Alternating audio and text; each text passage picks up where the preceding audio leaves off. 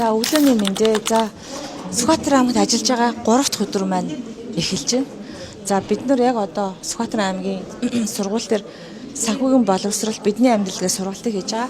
Гэхдээ энэ сургалтыг голдуу нөгөө хөгжлийн бэрхшээлтэй хүмүүс болон ах хамтуудад зориулж хийж байгаа. Яагаад гэвэл банк санхүүгийн үйлчилгээ нэлээд их нь бол дижитал цахим хувилбар шилжсэн. За тэгээд одоо энэ цахим хувилбар шилжихийн зэрэгцээгээр цахим үйлчилгээ, цахим одоо бүх процесс нь үйл явц нь зарим талаараа хүртээмжгүй байгаа.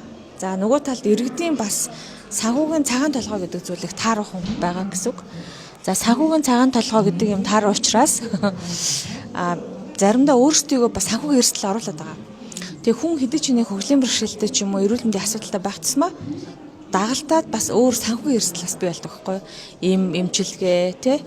За дээрэс нь үр зээл тавих асуудлууд гардаг учраас бид нэр өнөөдөр орон нутагт Монгол банктай хамтраад ийшээ гаргаад Монгол банктай хамтраад санхүүгийн амьдрал энэ бий болох эрсдлээс сэргийлээд тэгээ санхүүгийн боловсрол бидний амьдрал сургалт хийж байна. За хэдүүлээ товчхон сэмхэн орё заяа. Тэгээд балиутын бүгээрээ хадгаламж өгсөн бол бас балиутын бүгийн хадгаламжийн орлого олгоно. Тэгэхээр энэ өсөлт маш олон аргууд байна.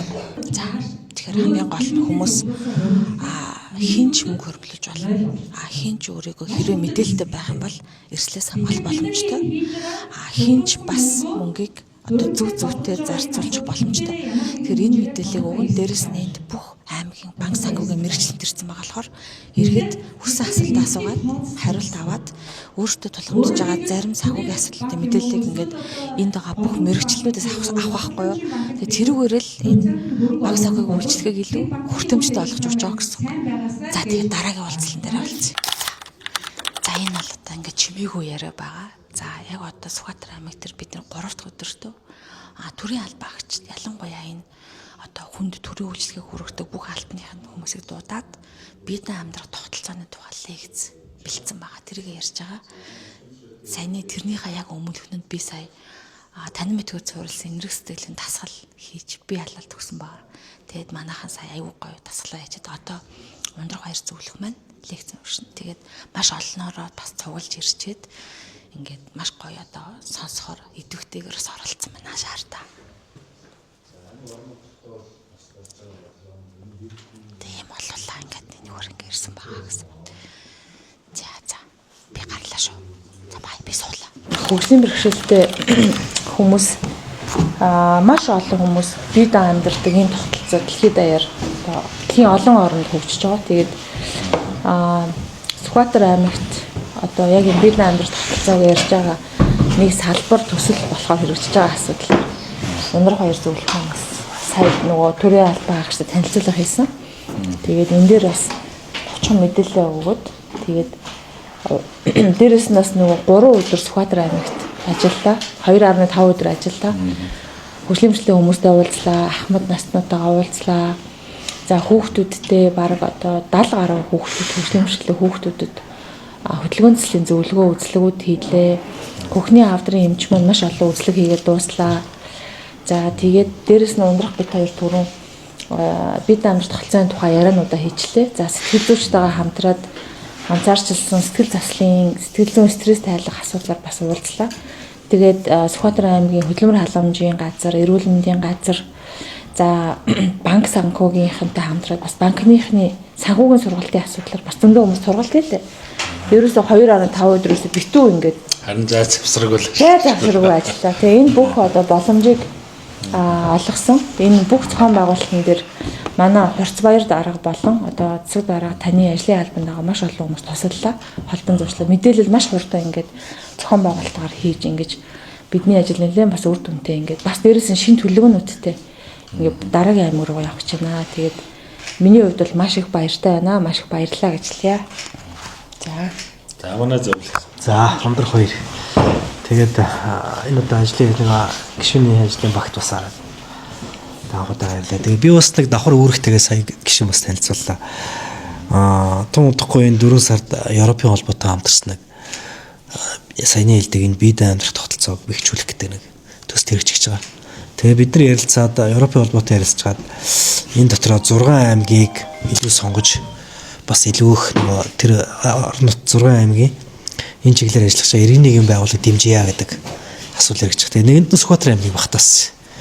Тэгээд бас нэг Европын холбоос нөгөө хэрэгжиж байгаа учраас надад бас давхар өргөөгөө. За нэг орон нутгийн төрийн байгууллагатай бас нэг мэдээлэл солилцоод бас илүү их нэг суур нөхцөлөдийг тодруулдаг юм хэдэн асуулт тавьж өгөөч гэдэг.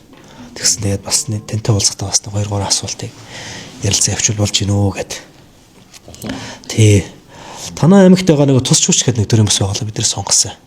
Ер нь бол энэ бид амьдрах гэдэг тогтолцоо маань өөрөө одоо засгийн газрын эх хоноос эхлээд нэлээх нийгмийн хамгааллын бодлогодоо суйруулах үйлчлэгээ хэлбэрээр явагдах төсөл юм байна. Тэгээд тус чүүчээр дамжуулаад ер нь бол энэ үйлчлэгийг гүйцэтгэхэд иргэн нийгэм буюу аж ахуйн нэгжийг голлох юм бол орон нутагт ер нь тус чүүчийг яа. Тэгээд менежмент дээр нь дэмжиж. За менежмент гэдэг нь юу гэлж байгаа юм бэ гэхээр магадгүй ихэнх үеийн дорнод хөрөмжийн дэмжлэг бас шаардлагатай байж болох юм. Тус чичээ үед бол магадгүй үйл ажиллагаагаа гүйцэтгэхэд ямар асуудал тулгамж байна гэсэн чинь ажлын байр гэх юм уу те. Тэгээ энэ дээр бол одоохондоо түрээсийн ч гэдэг юм уу иймэрхүү мэтийн дэмжлэг хэрэгтэй байна гэхээр ярилцж байгаа. За тус чичийн 1-2 жилийн түрээсийн юун дээр дэмжлэг үзүүлээ, дорнод хөрөмж дээр дэмжлэг үзүүлээ. Менежмент вэ нөгөө төрийн үйлчлэгийг гэрэлж гүйцэтгэхэд тулгамдах арга зүй юм дээр бас туслая гэдэг юугаар яаж байгаа. Тэгээд энэ дээр бид нар үзүүлэгч гэсэн Европын холбооноос тавигдах нөхцөл нь гэх юм бол за тэгээд тэр аймгийн орон нутг нь өөрөө энэ байгууллагатайгаа цаашдаа доктортой ажиллах бололцоотой юу те энэ цаашдаа үргэлжлүүлээд аваад явах санхүүгийн ч юм уу гэрээт ажлын юм дээр нь хамтрах нөхцөл байдал боломж юм уу бас гарахгүй.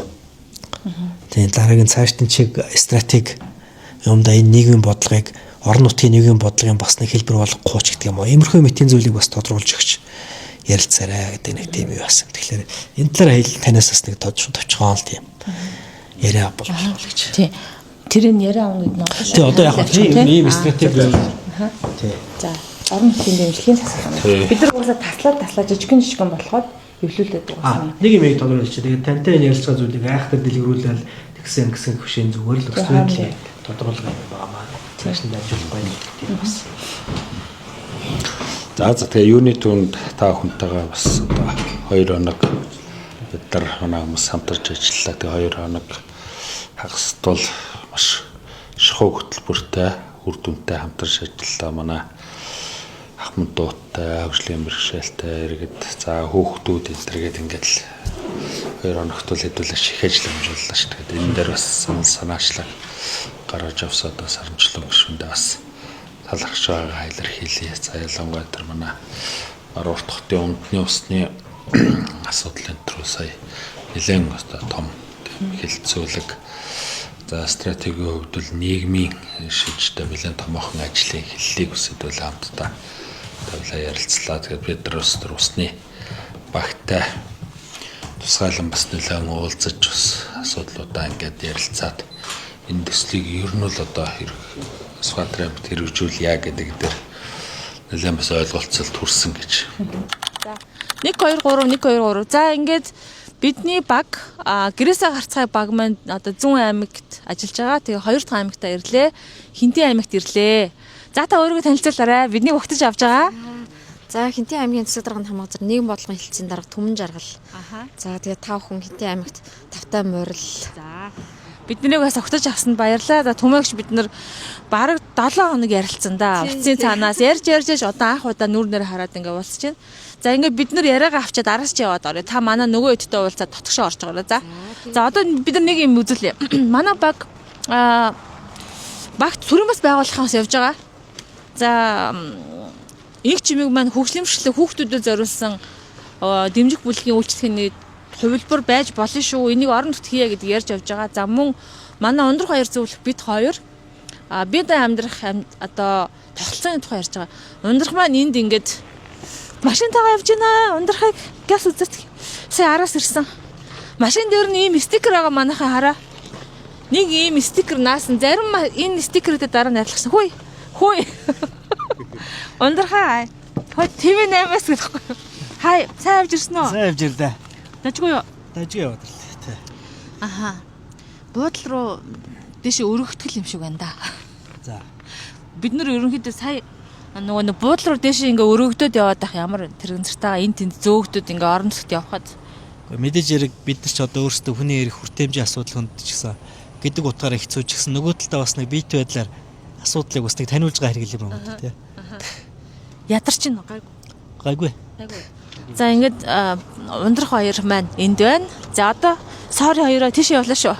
Энэ бидний очсон бүх буудал бүх газруудад нэг юм нь хүртээмжийг бид нар ярих хэрэгтэй байгаа. Тэгээ би жишээлбэл очсон газартаа нөгөө шүшүүрт орох гэхэлэр шүшүүр нугасаа тийм суух газар байхгүй болохоор буудлаас нь санал аваад тэгээ зарим дээр нь бол ингээд орж чадахгүй асуудал байна. Гэхдээ энэ газруудын буруу ерөөсөө биш. Одоо хүмүүс ингээд барилга барахдаа энэ хүмүүсийг зовоо одоо эдгээр ингэж бодоагүй зүгээр л энэ талаар тухайн жил тэр олон жилийн өмнө байшин баригдахдаа мэдгүй нэг хийсэн маань л гэсэн үг. Тэгэхээр нэг иймэрхүү асуудлууд байгаа. Тэгээд энийг өөрчилж ойлгох гэж очсон газар болгоно хүртээмжийг одоо ярихаар ингэж ирж байгаа. За ямар ч гэсэн ингээ хинтээ тавтай морил гэдэг жижигхэн бичлэгээ ингээд донтраа. За